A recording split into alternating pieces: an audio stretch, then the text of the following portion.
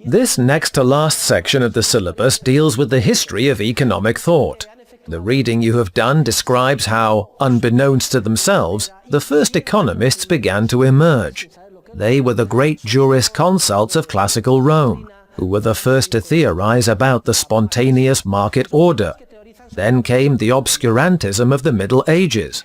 The great writings of the classical thinkers were preserved mainly by the church and the monasteries until the Renaissance, when there was a sort of reawakening of classical civilization, thus the term Renaissance. The great minds of that time, who were almost all clergymen, made important contributions as well, particularly from the late Middle Ages onwards. For instance, we could talk about Peter John Olivi, Saint Antoninus of Florence, and Saint Bernardino of Siena, who theorized about entrepreneurship and the spontaneous market order. This whole tradition was ultimately refined at certain universities in Spain, especially the University of Salamanca, during the Spanish Golden Age. I am referring to the theorists of the School of Salamanca, professors of morality and law, who also witnessed firsthand a series of highly significant economic phenomena that emerged as a result of the recent discovery and conquest of the Americas by the Spanish. These events flooded Spain and then the rest of Europe with precious metals, and they brought a revolution in prices, which these theorists were the first to analyze. In my book on the Austrian school, and in the assigned reading, you will see that the most important contributions of the Austrian school had already been outlined by these truly remarkable thinkers of the School of Salamanca during the Spanish Golden Age. For instance, the subjective theory of value, developed by Diego de Covarrubias y Leyva, or the view of competition as a dynamic process, put forward by Luis de Molina, or the view of the market as a process that is constantly generating new information which cannot be centralized, expressed by Juan de Lugo and Juan de Salas, or the criticism of state intervention in monetary matters, and the distortion inflation causes in the allocation of resources, which we find in the writings of Juan de Mariana, included in his work De Monetae Mutatione, or Treatise and Discourse on the Copper Currency, which is now minted in Castile, and on several excesses and abuses. The 10 most important contributions of the Austrian school had already been intuited by the scholastics of the Spanish Golden Age. They are numbered and discussed in detail in the assigned reading, which I am briefly summarizing today.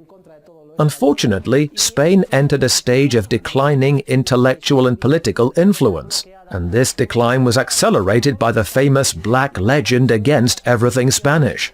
The positive influence of the dynamic, subjectivist view of the market was neutralized by the Protestant Reformation, and by the destructive influence of the writings of Anglo-Saxon thinkers, especially from Adam Smith onward.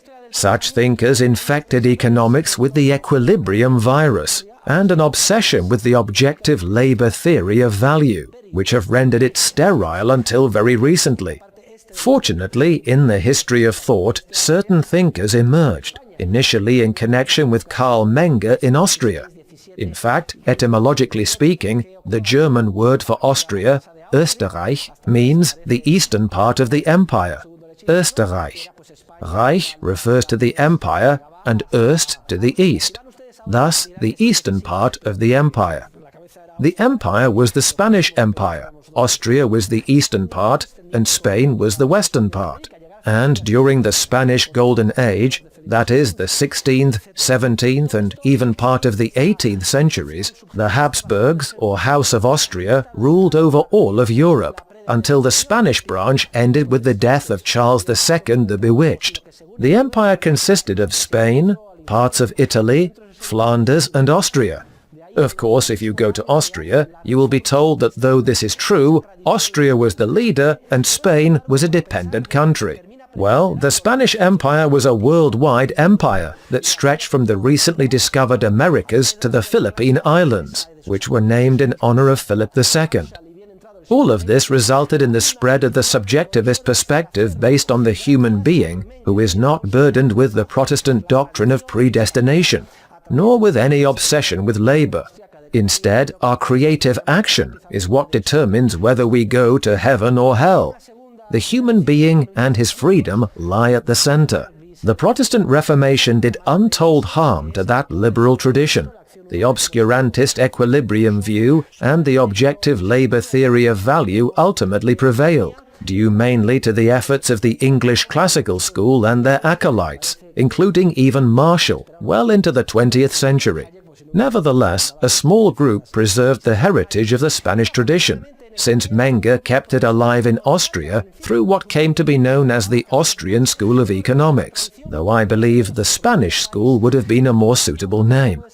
A second generation of Austrian economists, Böhm-Bawerk, Wieser, etc., later arose, followed by a third generation guided by Mises, the author of the textbook Human Action we have followed in this course. Mises's most beloved disciple was Friedrich Hayek, who won the Nobel Prize in Economics in 1974, 1 year after Mises died. It almost seems like the Swedish Academy waited until Mises died to award the Nobel Prize to Hayek, because if he had received it earlier, it would have been a major scandal, since Mises deserved it more than Hayek did. Also, fortunately, a group of professors in Spain, who were in the minority at first, there were only a handful of us, but now there are more and more, have carried on this tradition in our own country, and rightfully so. With great vigor, we are advancing the Austrian school at the university level. And you are extremely lucky to have come to a university, the Universidad Rey Juan Carlos, where the curriculum has been mainly Austrian in both microeconomics and macroeconomics. Perhaps, due to a lack of perspective, you are not fully aware of this, but you are exceedingly fortunate to have had the chance to experience this academic approach from the very first year of your degree program. The fall of the Berlin Wall has had a tremendous impact on scientific economics, which rests on social engineering and the erroneous notions of equilibrium, the use of mathematics in economics, and so on, which we have criticized throughout this course. Macroeconomics has splintered into 1,000 schools. It has managed to explain and predict neither the financial crisis nor the economic recession in which we find ourselves. Only the Austrian school has risen to the occasion, and as far as microeconomics is concerned, welfare economics theory, equilibrium microeconomics and the like are also, in their entirety, in the grip of a severe crisis. At present, economic science is being re-established, and if it is to prevail as a science in the service of humanity, it will have to rest on the fundamental methodological and scientific principles defined by the theorists of the Austrian School of Economics, among whom I consider it an honor to count myself.